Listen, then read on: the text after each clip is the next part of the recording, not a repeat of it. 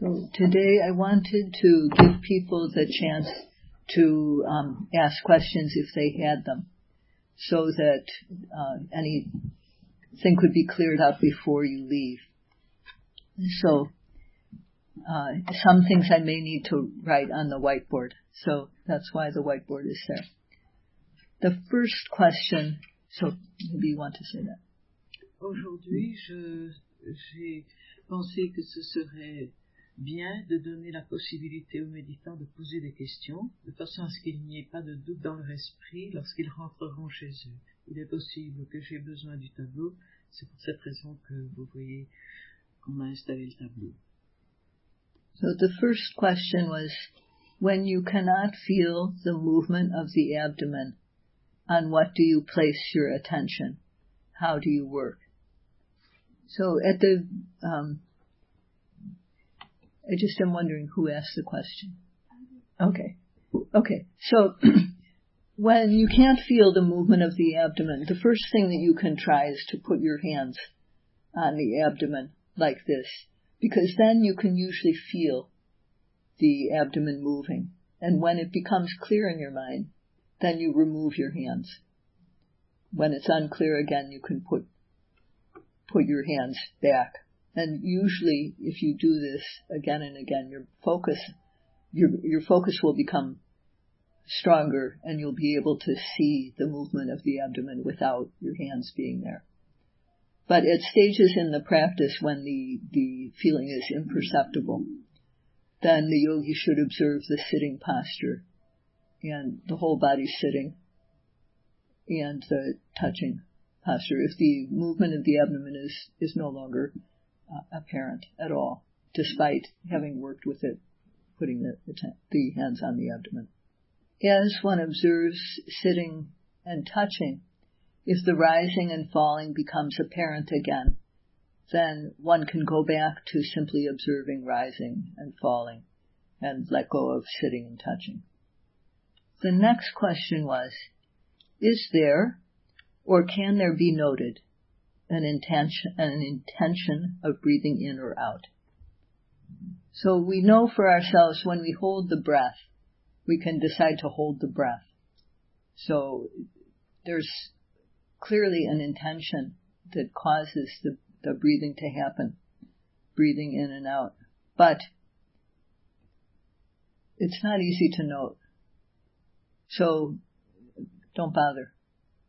Don't bother to try to note that. There is an intention, but it's not easy to see, and it's very, deeply ingrained in us to breathe in and out. It's not like other actions that are obviously intentional, like reaching for something, standing up, sitting down. And it's not, it's useful to observe actions we do deliberately, because we can come to know the movement precisely, and we can also come to know the intention that causes the movement. But it doesn't really help to try to observe the intention to breathe in and breathe out. We just try to watch rising and falling of the abdomen the way it is. So the next question was, what does a person become once he or she reaches liberation? Whose question was that? Well, in this place I thought I would speak about the liberation of the Buddha, to explain about this question. There are 4 types of people in the world. 4 types of people. One is the person who knows something for themselves, but does not teach it. The second type of person is someone who doesn't know for themselves, but tries to teach others. The third type of person is someone who does not know for themselves and does not teach others. And the fourth type of person is the person who works to know for themselves and then tries to teach others. And this fourth type of person is the type of person the Buddha was. Okay, so now I have to write on the board. Yeah.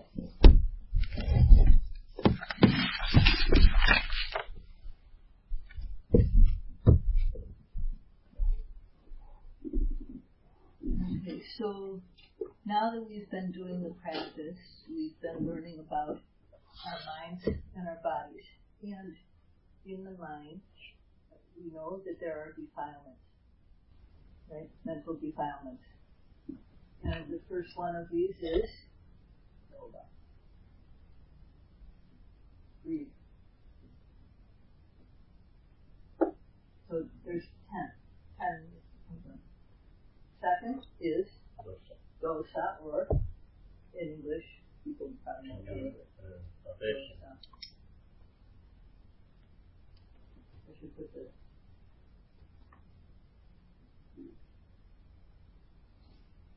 And after that, there is moha, which is delusion. Those are the big three. And then after that, there is mana, pride.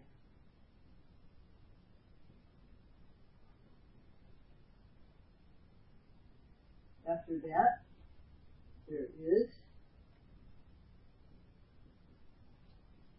ati, which is wrong view. What is the difference between delusion and wrong view? Okay. Moha is, there's two things. Not knowing and knowing in the wrong way. One either doesn't know, like, for example, a blind person can't see. Or if they have a cataract, they see but they don't know what a thing it really is. They don't see clearly. So moha is like that. Wrong view is seeing in the wrong way. It's, there's many examples of wrong view. But how to go into talking about wrong view? Wrong view is having a perception. For example, we meditate, we observe mind and body. So we come to see, when the concentration is developed, we come to see there's just mind and matter. We don't see a self inside there. Some yogis know this, and some yogis may not. But if we practice, we will get to the point where the concentration develops, and we just see mind and matter. And in that, we don't see any self. Wrong view is beliefs like there's a self inside us. Inside this body, there's a self. Mahavajira is inside here. Except for, not including the bones and the skin, etc., not including the consciousness. There's something else in there besides that is Mahavajira. That belief is wrong. That is an example of wrong view. If we practice, we can overcome wrong views. Mana, Deti, Vichi, Kecha, which is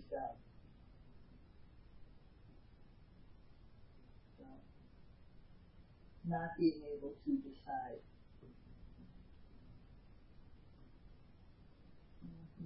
I'm just doing the abbreviation. 7 is Tina and Nita, that's sloth and torpor.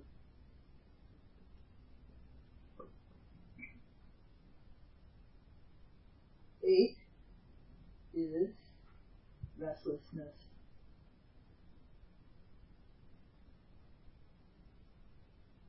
9 is lack of moral shame.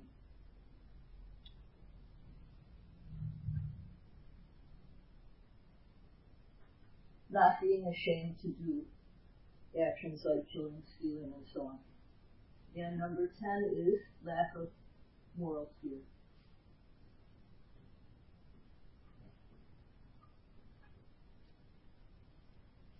So when the Buddha when he was still the Bodhisattva, and he was practicing to gain enlightenment, he eliminated the defilement stage by stage.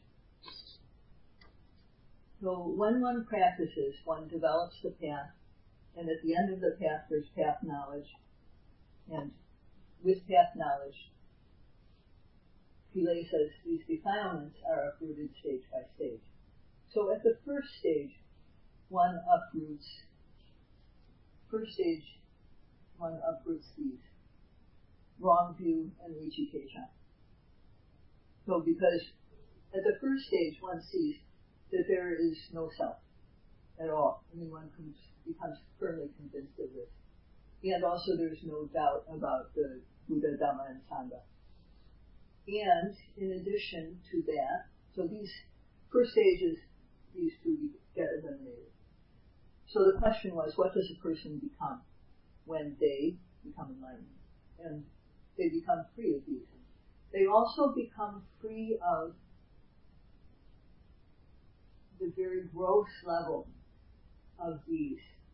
They get rid of the tendencies to commit acts based on greed or on anger that would send them to hell.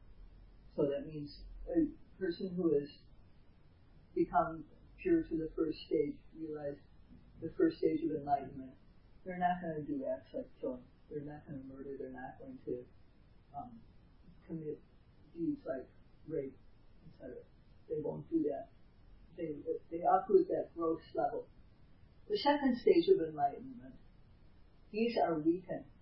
So this is the first stage, the gross level is eliminated. In the second stage, what has happened is these are weakened, but they aren't completely uprooted. They're still present. At the third stage, one eliminates anger. My pen is running out. So as the Buddha Bodhisattva practiced the first stage of enlightenment, he uprooted these and the gross level of the low greed and anger. Then he reached the second stage at which he further weakened greed and anger. At the third stage, anger is completely eliminated. And at the fourth stage, there's still pride. And at the fourth stage, these remaining ones, when someone realizes arahantship, then delusion is completely eliminated. Pride is completely eliminated. Sloth and torpor completely eliminated. Restlessness, lack of shame, lack of fear. So this is how, stage by stage, what happens to a person when they become enlightened. They get rid of these defilements stage by stage. Yeah. So the last thing they get rid of is the ego. Sorry? The last thing they get rid of is the ego. Okay, ego is psychology. Okay. We're only talking about, psychology is something different. Okay, ego, what is ego? Ego is an idea about yourself. Yeah. Okay, that's conceptual, that's conventional conceptual reality. It has a place. Conventional reality is something we have to live with. So we don't get rid of conventional reality when we practice. We use it in its appropriate place. Shall I translate? Sorry, yes. So there was another question by Juan, and he asked, at the time of the Buddha, a lot of people attained the stage of arahantship, the fourth stage of enlightenment. Why is it so difficult nowadays? People who were born in the time of the Buddha and had the chance to hear the Buddha directly, they had very good karma, and they had the chance to, the Buddha was unexcelled in teaching people, in knowing what to say so that that person would understand the Dhamma and be able to practice and gain liberation. So because people had the chance to meet directly with the Buddha,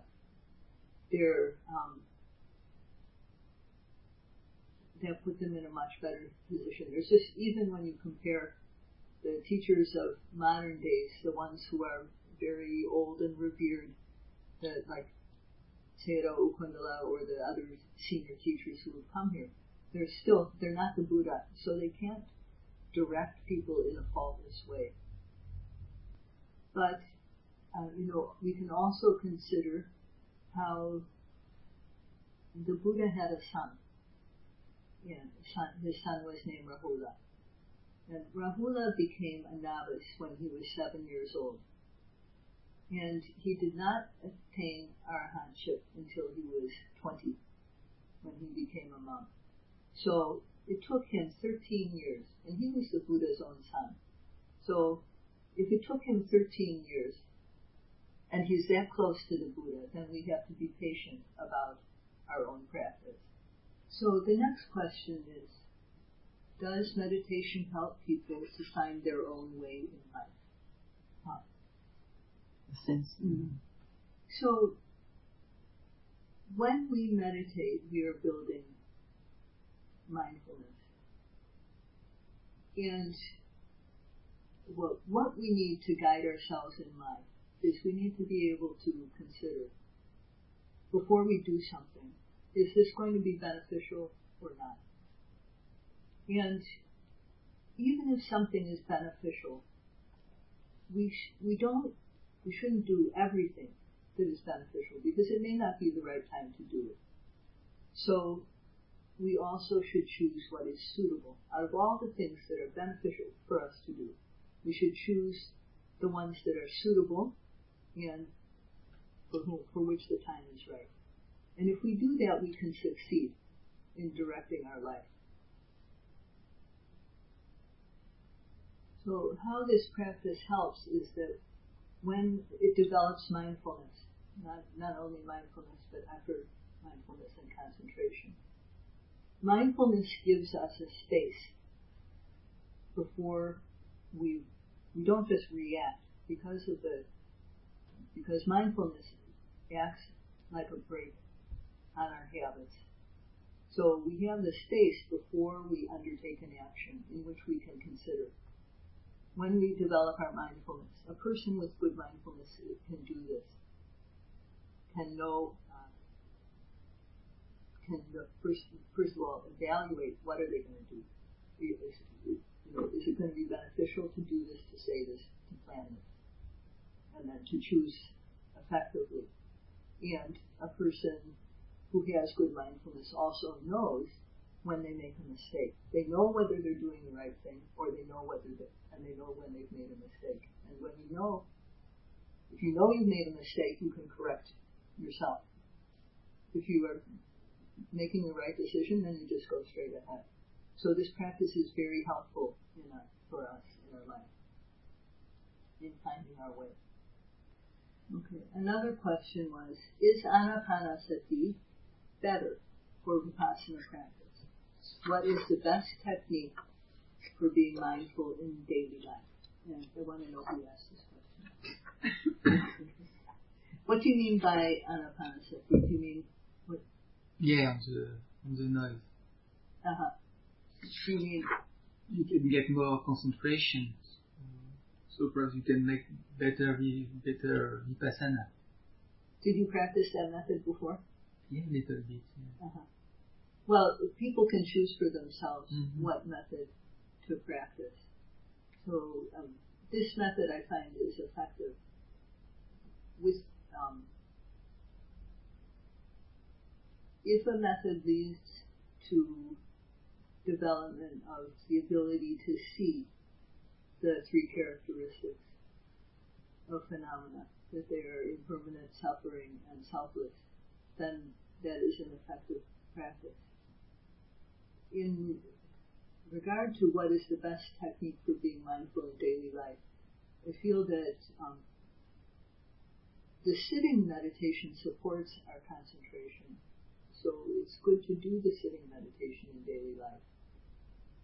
But the walking meditation and the daily activities are what is, when we have experience in that, then that is the most applicable for when we are active.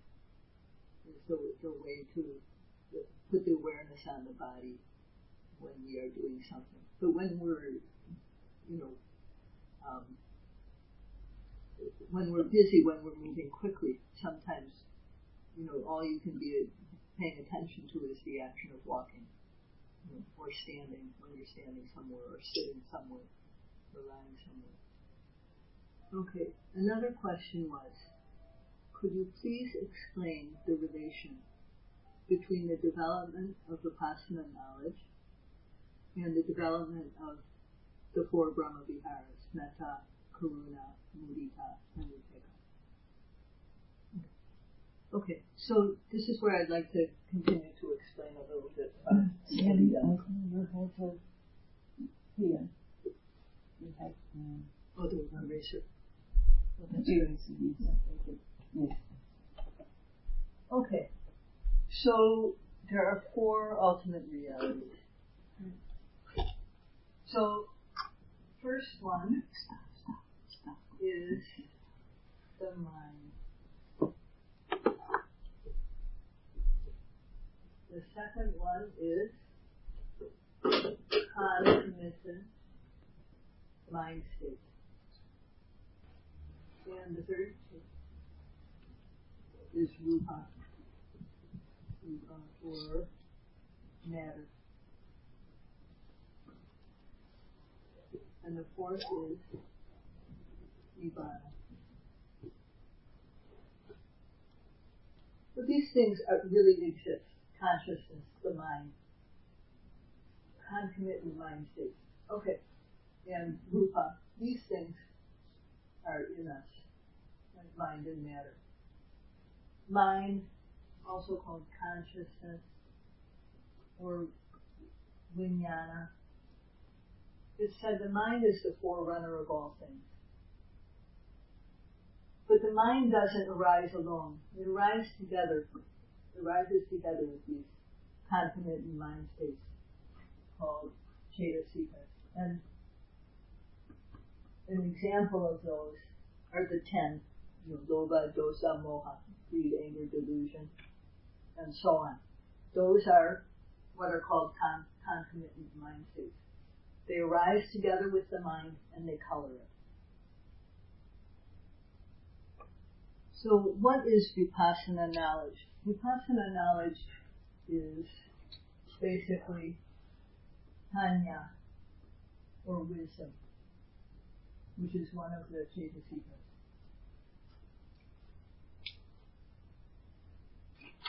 Okay, so the mind has the quality of knowing the object. Okay. So, as was mentioned in the talk, all these different types of ultimate realities, they have their own individual characteristics. So consciousness has the characteristic of knowing and all the things that arise together with the mind. In a way, you can say that they also have that. But the mind is primary in knowing the object. And panya, its characteristic is to illuminate the object. So these are just two of the things, two things that can arise. How should I say? When vipassana knowledge arises, there's panya arising together with the mind, among other things. There are other mental factors that arise too. But this wisdom is illuminating the object at the time that there's knowledge. So in addition to these, for example, another concomitant mind state is that of concentration, which makes the mind stable on the object, collected on the object. Another one is sati, which is able to be aware of the object. Another one is effort, which is, so these, there are many mind states that can occur at the same time. So when vipassana knowledge arises, the predominant thing in the mind is this wisdom. Okay, other concomitant mind states are metta, karuna, mudita, upekkha. Okay. These are also wholesome. This is loving kindness, compassion, sympathetic joy, and equanimity.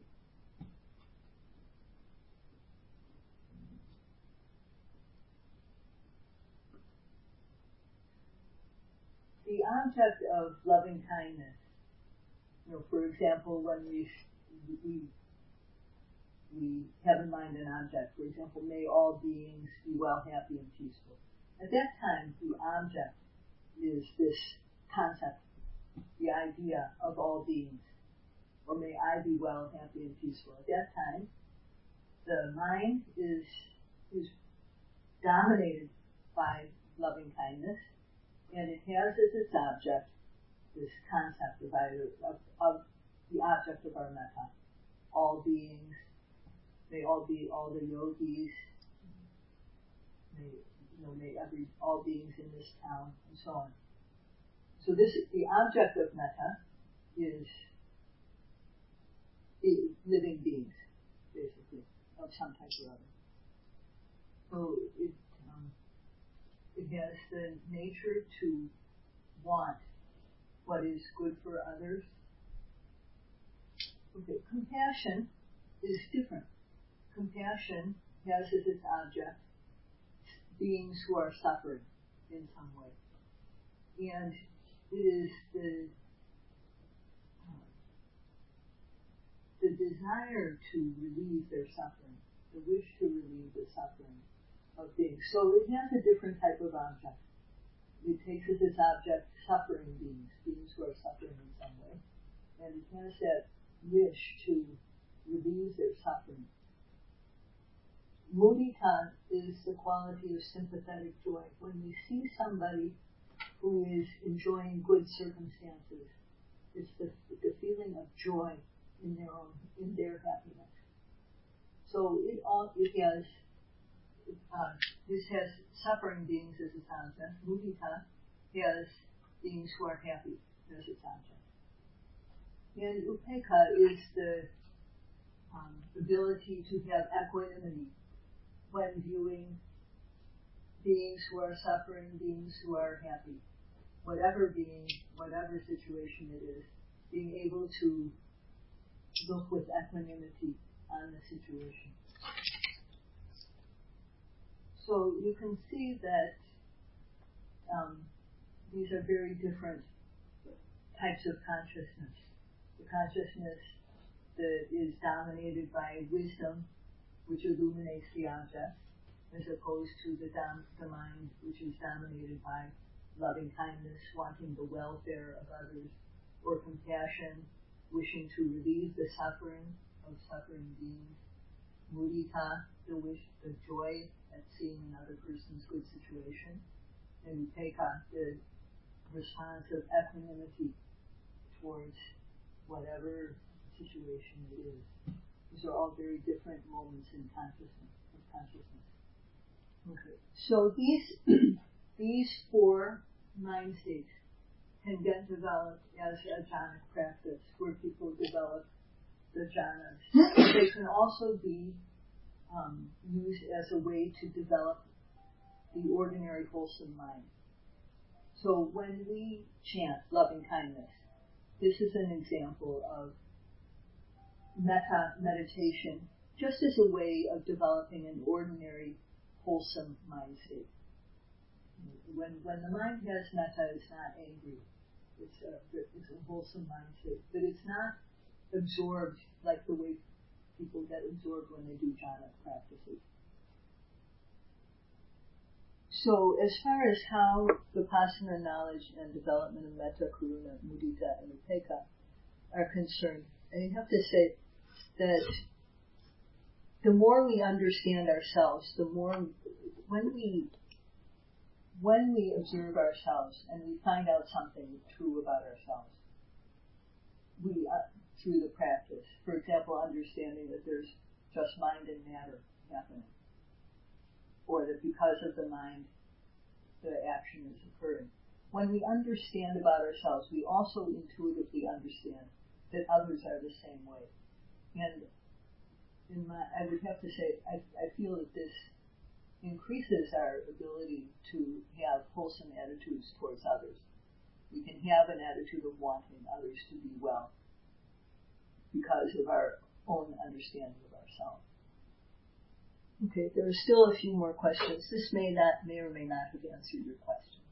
So another question was, the Vipassana meditation helps us to realize non-self.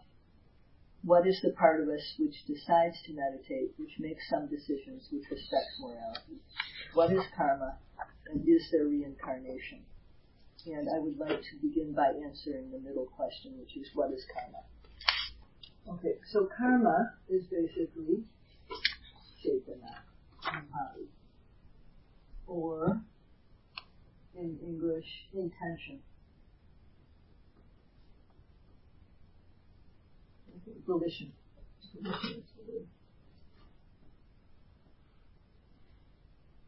Okay, every time the mind arises, cetana is present. So it is this cetana that, like it plants a seed. When we perform an action, there's always some type of urge, something urging us to do this.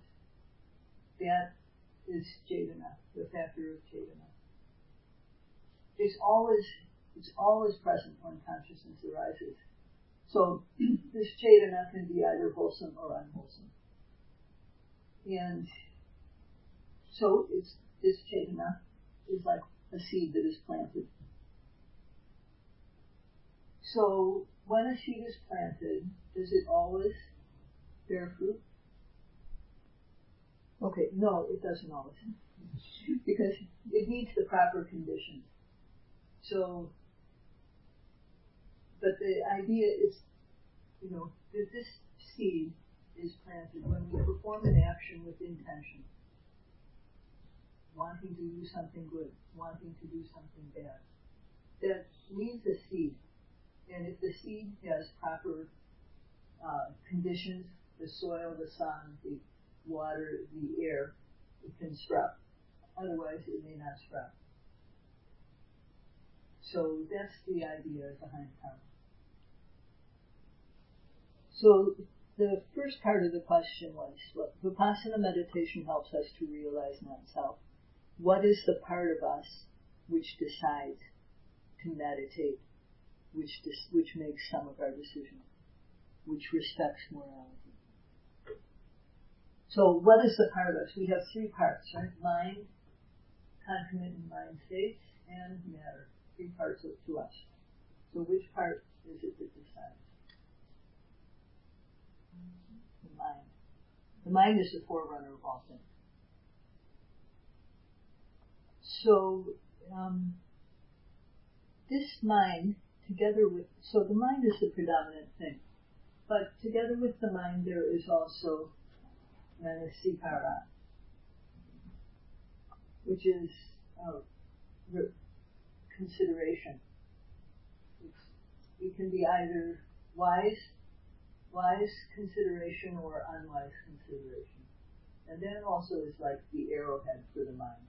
It directs, and when we meditate we can see this quality of Manasikara. When the mind turns towards an object, sometimes people may see this in the meditation. When we're noting rising and falling, another object comes up and the mind turns towards that. That's the faculty of Manasikara. So there are other factors too, but I would like to know, does this answer the question? So is there reincarnation? No. I mean, by reincarnation, if reincarnation means the soul goes into a new body, I would say no. But if you mean rebirth, yes, in my opinion. Because when we meditate, we can see that there's cause and effect always happening. We can see that, for example, when we go somewhere, that there's the intention to go that keeps us going along, walking along. And there's the walking movement that is happening. So if we meditate, we will see eventually that the intention precedes action. And this is the way it is. Just our life is like that, a series of cause and effect.